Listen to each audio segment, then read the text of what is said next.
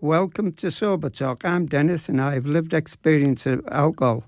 If you or anyone you know is struggling with alcohol, please call Alcoholics Anonymous on 1300 222222 or check out their website on aa.org.au.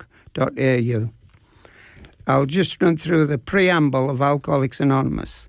Alcoholics Anonymous is a fellowship of men and women who share their experience, strength and hope with each other. They must solve their common problems and help others to recover from alcoholism. The only requirement for membership is a desire to stop drinking. There are no dues or fees for AA membership. We are self-supporting through our own contributions.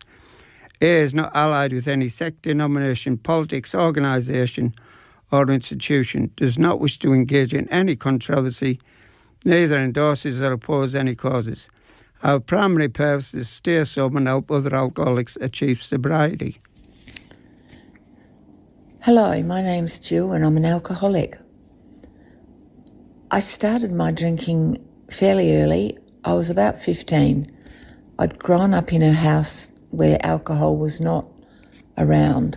Dad was a complete teetotaler and Mum would have a glass of sherry, on her birthday or on Christmas Day, occasionally.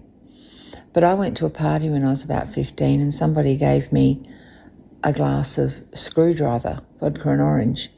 I didn't realise it was alcoholic and I started to drink it and I got this wonderful feeling of warmth and confidence and popularity washed over me, and I kept on drinking it. And my next memory that night was of somebody's mother putting my head under a garden tap. When I got home later on, dropped off, I don't remember by who, my mother opened the door and I vomited over the welcome mat.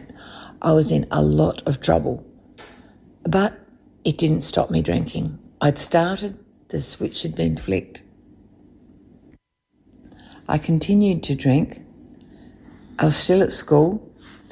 My girlfriend and I would get an older kid to get us bottles of port from the bottle-o and we'd decant them into tab bottles and off we'd go to parties or just catch the bus into town on a Saturday night with our tab bottles full of port, and it became a real way of life for me as a 15-year-old. When I was about 16, my girlfriend learnt to drive and her uncle would lend her his little Morris Minor and we'd drive around. I liked to drive even back then, although I didn't have a licence. My girlfriend would tell me when to put my foot on the clutch and she would change the gears and I would drive. We'd have a bottle of claret or something between us and we'd pass it back and forth. It was me that drank most of it. I realised that even at the time. As time went by and I finished school and went to uni, I met someone who drank a lot, a man who drank a lot, and we ended up getting married. He was a violent alcoholic and he was an incredibly public drinker. And so my drinking went under the radar.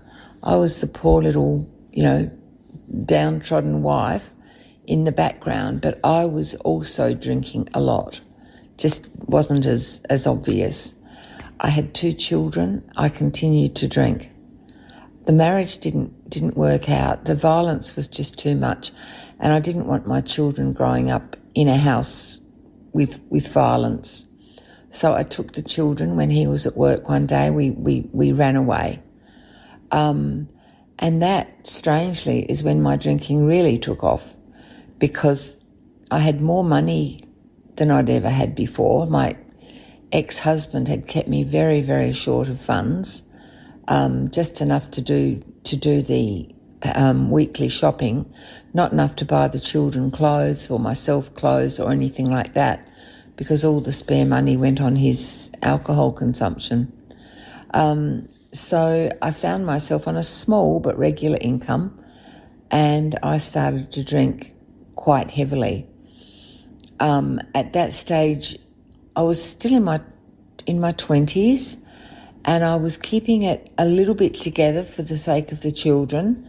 I did foolish things when I was drinking and I did things that I was ashamed of as well, and I would swear off alcohol for a while, but I would go back to it. I would always continue to drink, and I would tell myself, look, next time I won't have as much. Next time I'll drink water between drinks. Next time I'll count my drinks. And all of these plans would work for about half an hour. And then as soon as I started to be affected by the alcohol, I'd think, oh, what was I so worried about? I'm absolutely fine. I know what I'm doing. And I would just continue in the same vein as I always had, drinking irresponsibly, drinking and driving with children in the car, drinking and letting my son, who was not even 10, letting him steer so I could, roll joints or open bottles or whatever. It was all just, I thought I was the fun mum. I really believed I was a fun mum. But maybe it was just me that was having the fun. And it was only when I was drinking that I thought I was having fun. When I was sober, I would be often full of remorse. This behaviour it went on for so long. I didn't know about AA. I stopped once for about 4 months and 19 days, and I thought I had the problem solved. I went to a friend's birthday and her husband passed me a glass of champagne, and I hesitated, and then I thought, well, after 4 months, I know what to do now. But I didn't know what to do.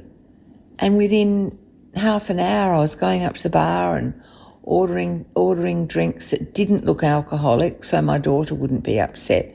Because my daughter and I got on a lot better when I wasn't drinking. We did things that were really, truly fun. We went horse riding and went to the beach a lot. And these were the sorts of things that happened very infrequently during the times that I was drinking. So that experiment failed, and it wasn't for about it took about another 10 years before, and I'd moved back to Adelaide by this time, and I had a full-time job. I was working with people with mental health issues, and I was helping them to assimilate back into the community after they were closing down Glenside and Hillcrest. And I kept it together mainly during the week, but I just couldn't wait for that Thursday night, if I wasn't working Friday, or Friday night, so that I could really get stuck into the booze. And there were times when I would drink during the week, and then I'd go to work and I'd be feeling a bit shaky, and I'd be using lots of eye drops to try and disguise the bloodshot appearance of my eyes, and I'd plaster on the foundation makeup to try and hide the red cheeks. But nothing hid the way I felt inside from me. I was unhappy with my drinking. My life was lonely and unfulfilled. The only time I spent with people was really at work. I didn't have many friends. My friends all drank a lot. And in my periods of trying to stop drinking, I wouldn't spend time with them, and then their feelings would be hurt, and it wasn't a good way to live. Anyway, beginning of 1998, I hit a real rock bottom. I'd done something again that I was ashamed of, and this time there was fear as well. I'd done something that was potentially very dangerous. It was okay, nothing terrible had happened, but in the morning, when I sobered up, I looked back on what I'd done the night before and realised that it could have had very bad consequences for me. I'd gotten into the habit of walking on railway lines when I was drunk as a shortcut, and a train could have come from nowhere and bowled me over. It hadn't. I was also doing other unsafe things with people I met in pubs and clubs. So anyway, I woke up this morning and I was full of fear and shame and guilt and remorse, and I stopped drinking. And after about 6 weeks of this not drinking, I was suicidal really for the first time in my life. I could not manage my life without drinking. I just couldn't do it. Couldn't get by without alcohol by this stage. So in desperation, I went to my first AA meeting. It was a Friday night. It was down at Alberton. And I walked to that meeting full of fear. I took my dog with me. I couldn't go by myself. I walked into the meeting. I sat at the back. I cried all the way through the meeting. I thought nobody would notice me. Back in those times, there weren't many women at meetings, but there were 2 women there that were very kind to me. One of them gave me a lift home afterwards, even though I only lived a short distance away. And I started going regularly to AA meetings. My life didn't improve at work because I was no longer part of the drinking culture. So previously on Friday nights, everyone would go down to the pub at Port Adelaide and we'd all sit around and talk rubbish and debrief after the week and get drunk, and often I'd fall asleep at the table. So I at first started still going down to the pub on a Friday night, but people didn't like me when I stopped drinking. People would say to me, "Oh, I don't trust someone who won't drink with me." So I gave that up as a bad job. And about a year after that, I quit my job and I moved up to the hills, where I continued to go to meetings, and my life really started to get better at this point. I went back to art school and I was very much enjoying the camaraderie of the people I met at art school. I still kept going to meetings for a while, and then I met a friend who was also a sober alcoholic, and we started to spend quite a bit of time together with her children as well. And we would talk about our drinking days. We hadn't known each other as drinkers, and we would talk about how grateful we were that we no longer drank. And because of this influence in my life, the AA meetings started to slip away. I did do a short stint as editor of the AA LIMA, the newsletter, for 2 years, and that was beneficial. But after that, I stopped going to meetings completely.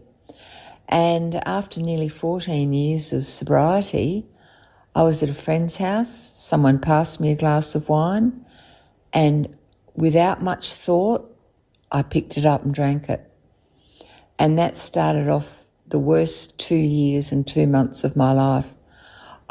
My disease had progressed in the time I hadn't drunk.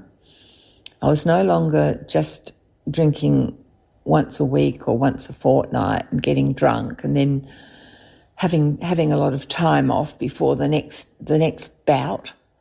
I was now drinking every day.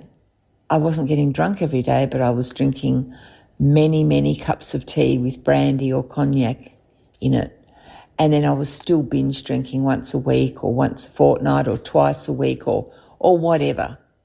And by this time I'd bought a place up in the country, about 130 k's from Adelaide, where I still live. And I was just drinking uncontrollably, really. I wasn't drinking round the clock, but I would have my first drink at around lunchtime, and then I would drink till I went to bed. I didn't make any appointments for after lunch, not for hairdressing or doctors or dentists, anything like that. Everything had to be in the morning because I didn't want anything interfering with that lunchtime drink. This went on, as I said, for about nearly 26 months. And then I hit another rock bottom, luckily, because I'd tried to stop in that 2 years. I'd rung a sober member and asked her for help. And she'd said, well, you've got to start going back to meetings.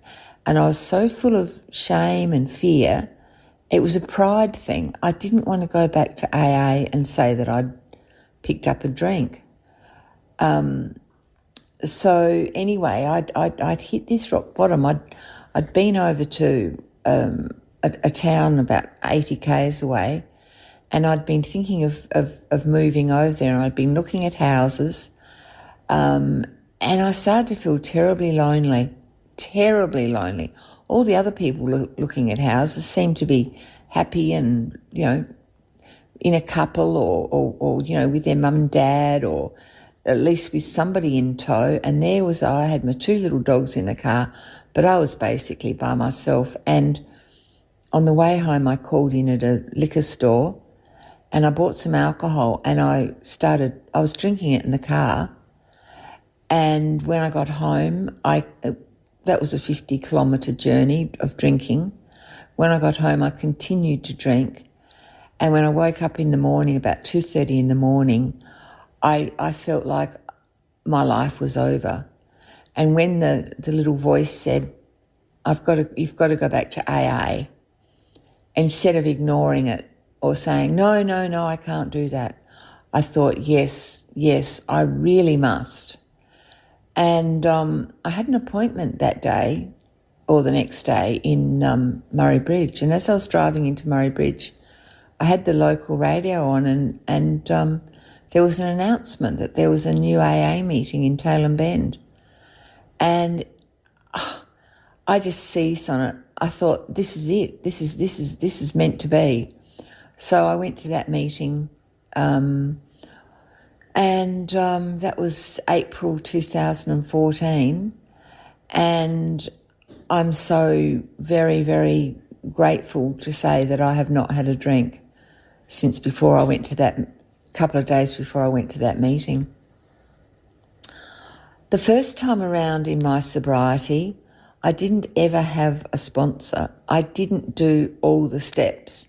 I did steps 1 to 7, and then I looked at steps 8 and 9, and they just looked too daunting, so I gave them a miss. I jumped up to step 10, 11, 12. Yes, I can do those. So I never really cleaned house. And when I did steps 4 and 5, it was all about what other people had done to me. I didn't acknowledge my character defects. I don't think I thought I had any character defects at that stage. I just was so full of pride and ego. This time around, I got a sponsor, and I've still got my same sponsor. And I do the steps. I've got the steps in my life. I do them every day. I run through the steps in my mind. Have I done anything to hurt someone else? What can I do about it? Who should I talk about it to? I hand my will and my life over to the care of God as I understand God. And I do that every day. I say the step 3 prayer every day. I've got a home group. I do service. I've got a few beautiful women in my life who I'm honoured to sponsor. I'm such a fan of AA. Fan is a trite word to use, but I'm so grateful to the founders of AA and all the people that have come before me. The sober members who, when I came back after my bust, were still coming to meetings. People with 40, 50 years of sobriety, 30 years, 20 years, still coming to meetings, still supporting newcomers. And that's what I want to continue to do as long as I can. So I'm just incredibly grateful to AA. If anyone's listening to this who's new or struggling, what was said to me was, keep coming to meetings, stick around till the magic happens. Early sobriety's not a bed of roses by any means. Early sobriety is challenging, but any night that I go to bed, every night that I go to bed, I put my head on my pillow and I know I haven't had a drink. I know that I haven't knowingly hurt anybody, and I know that tomorrow will be a good day. The worst day sober is 1,000,000 times better than the best day drinking. I wouldn't have a drink for anything, not for anything. So, as I said, if you're new, good luck. Keep coming back. Get right into the fellowship. If you hang around the edges of the fellowship, it's like hanging around the edges of a bed. You'll fall out. Get right into the fellowship. Go along to some camps. Even if you only do as I do and go along for the day. Meet more people. Get some phone numbers. It's a wonderful, wonderful journey and a wonderful, wonderful life. So, all the best. See ya. God, grant me the serenity to accept the things I cannot change, courage to change the things I can, and the wisdom to know the difference. Bye. We have local meetings for the full week in the local area. Monday is Gala meeting at 8 o'clock. Tuesday is Elizabeth East at 8 o'clock. Wednesday is Elizabeth East at 8 o'clock. Thursday is Two Wells at 8 o'clock. And Friday is Salisbury at 8 o'clock. There's a meeting at Deveron Park at 12 o'clock. And on Sunday there's a meeting in Salisbury at 7 o'clock. And many other meetings in the area. For details of your local meetings, please phone 1300 22 2222. And once again, if anyone you know is struggling with alcohol issues, please call Alcoholics Anonymous on 1300 22 2222. The website is aaSouthAustralia.org.au.